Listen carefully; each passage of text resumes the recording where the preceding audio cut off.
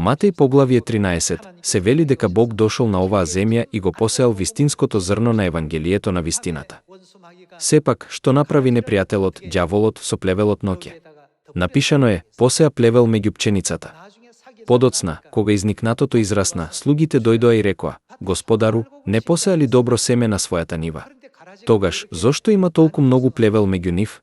Едноставно кажано, зошто овие плевели растат толку обилно? Што рече собственикот? Непријателот, ѓаволот, дојде и го направи ова, рече тој.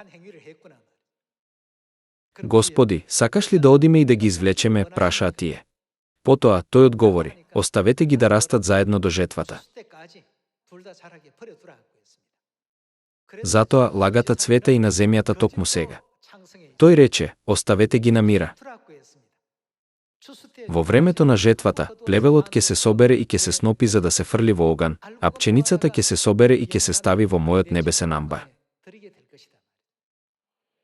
Сите ние ја празнуваме Пасхата на Новиот Завет.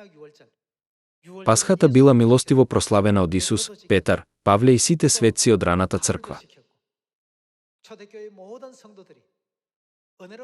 Ова беше крајната вистина. Меѓутоа, бидејќи веќе било проречено дека злиот непријател, ѓаволот, ќе посее лага меѓу нив, какво предупредување е напишано во Галатите поглавје 1. Ако некој проповеда евангелие различно од она што ви го проповедавме ние, нека биде К. Што ќе им се случи? Поимот проклетство К може имплицитно да се протолкува како да би се соочил со вечно проклетство во пеколот.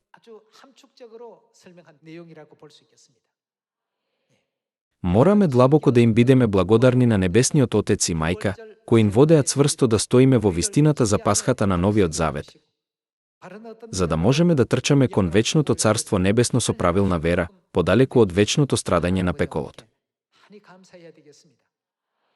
Мораме да им оддадеме слава. Затоа во Библијата апостол Јован видел такво откровение. Да се свртиме кон Откровението поглавје 7. Во Откровение поглавје 7, стих 14 е напишано: А јас му одговорив: Ти знаеш, Господине, а тој ми рече: Тие се што дојдоа од големи маки, тие ги испра облеките своји и ги избелија со крвта на јагнето.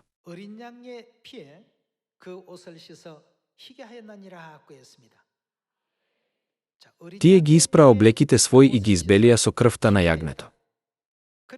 Во стих 17 е напишано: Бидејќи јагнето, кое е среде престолот, ќе ги пасе и води на живи извори водни, и Бог ќе им ја избрише секоја солза од очите нивни.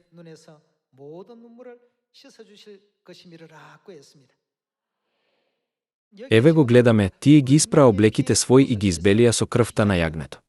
Која вистина ги мие гревовите на целото човештво, кое беше облечено во облека извалкана од гревот и дава прошка на гревот.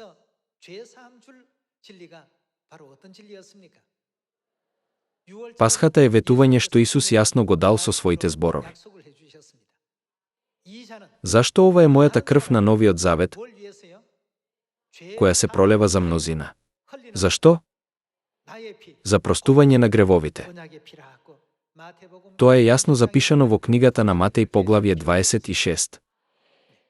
Пророкот Захарија го изразил овој пасус во Захарија поглавје 13. Поглавје 13 стих 1.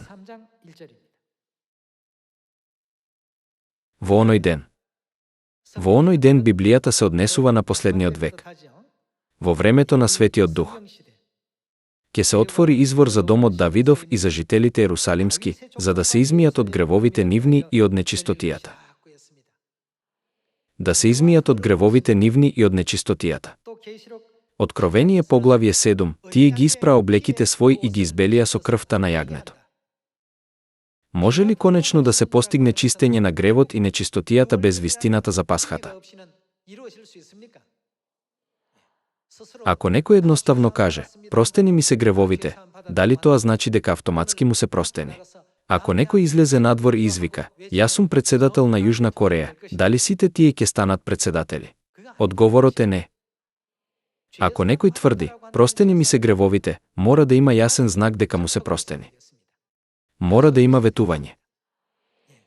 Ние бевме грешници кои мораа да чекаат смрт, но самиот Бог дојде на оваа земја, ја пролеа својата крв за нас и се што тој издржа на крстот е отелотворено во вистината за пасхата на Новиот Завет. Денес црквите велат, не е ли доволно само да се верува? Потоа да се каже верувам ги е премногу нејасно. Не постојат стандардни или мерливи критериуми. Затоа Бог го воспоставил системот на пасхата на Новиот Завет.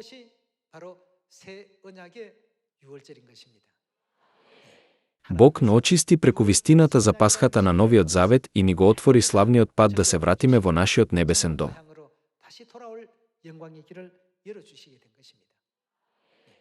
Затоа, бидејќи пасхата има толку значајно значење, Бог рекол, не секој што ми вели, Господи, Господи, ќе влезе во Царството Небесно, туку само оној што ја исполнува волјата на мојот Отец, кој е на небесата.